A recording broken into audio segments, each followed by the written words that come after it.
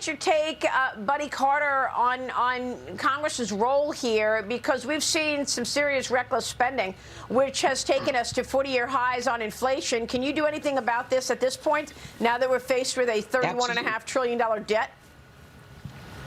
We can do something about it, and we are going to do something about it. Keep in mind, if you look back on the reductions that have taken place in spending since 1985, there have been 11 reductions in spending. All of them had to do with the negotiations on the debt limit. Now is the time for us in the Republican Party, and we are going to do this. Now is the time for us to demand that we stop this spending that is causing this inflation, that's causing this economy to tank like it is, not tank, but to struggle like it is. And you know, it's extremely important that we take this seriously, this debt limit.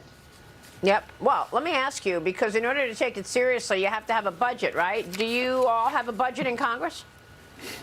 We are working on the budget right now. We've got Jody Arrington, our budget chairman, is doing a great job getting us organized. We want to get back to regular order. We want to have a budget.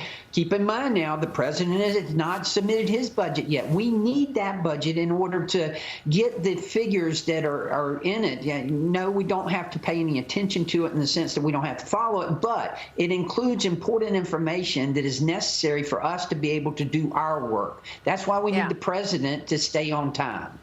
Yeah, we're expecting that budget, what, in March or April? The president's budget. And he has promised us it would be in March, and certainly, and of course, it's late now as it is. Yeah, I know that. Andy Puzder, let me get your take on where we are. Buddy Carter, what about that, and your reaction to these numbers, which obviously has triggered a big reaction for investors? Well, first of all, to the point about savings increasing, I agree with the other panel members. I think it's a result of worry. I think it's a result of people becoming concerned about the future, the very near future. And I think they are saving because they're trying to get prepared. You know, this past Valentine's Day was the first time that I ever had to give my wife a choice between a dozen roses or a dozen eggs. I mean, I couldn't afford both.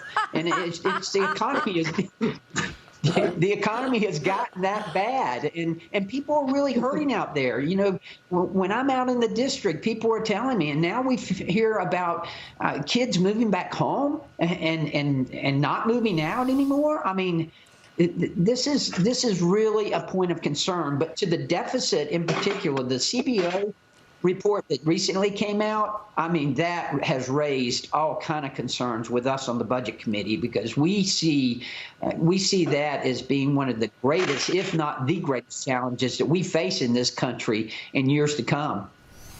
Buddy, I hope you did not ask your wife to choose between a dozen roses and a dozen eggs. I mean, really. I know eggs are up 70% year over year, but I'm hoping that was a joke, Buddy Carter. I mean, it was Valentine's Day. She got roses. Come on, give me a break, Congressman. All right, look, Lou Bassides, you got to explain this. Really gets ugly when you start to understand the impact on debt. Because I believe we're talking about hundreds of billions of dollars in interest rate payments, $500 billion in interest payments alone, right? Much more than what we spend on defense, much more than what we spend on some discretionary spending. So I mean, I want you to react to this soundbite from Maya McGuinness. Maya McGuinness was on with me yesterday, and she, as you know, is the head of the Committee for a Responsible Budget. Here's Maya McGuinness and what she said right now. Watch.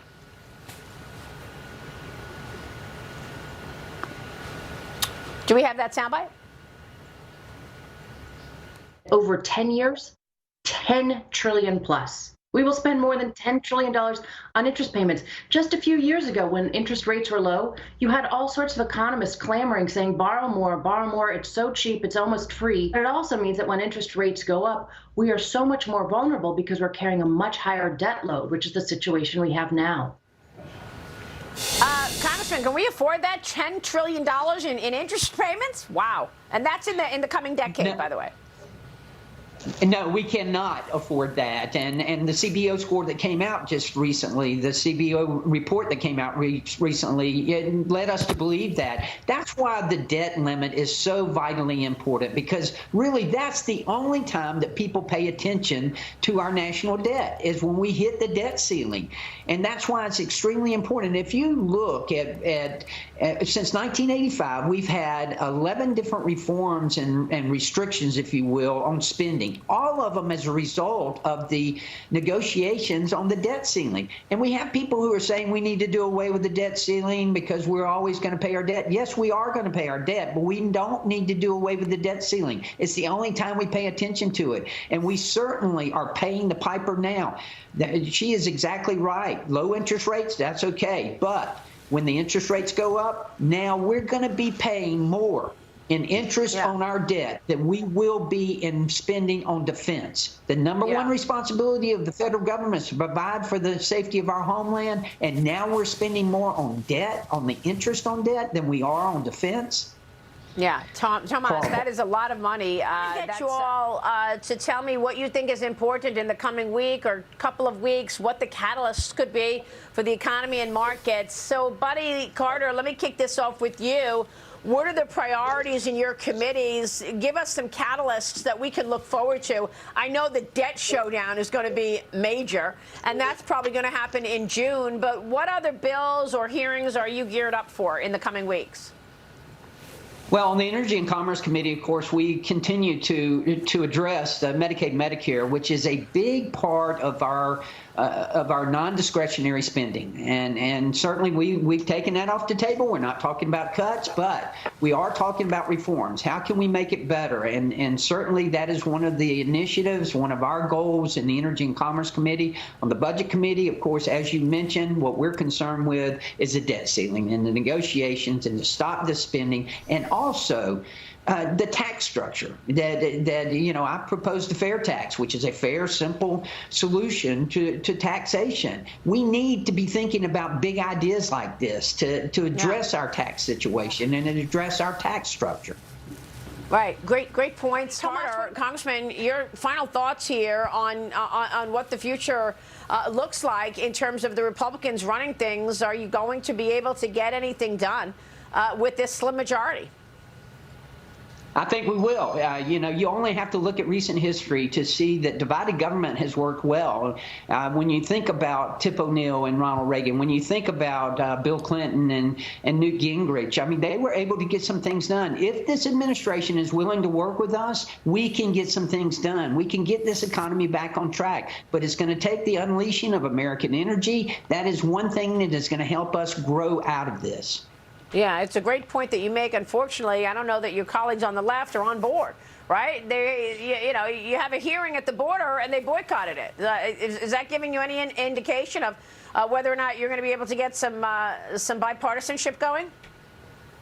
Well, it's not a good sign. You're right. But look, I'm the eternal optimist. And we are working together with some on the other side of the aisle about prescription drug pricing reform. Yeah, that's true. So there are areas that we are working together on.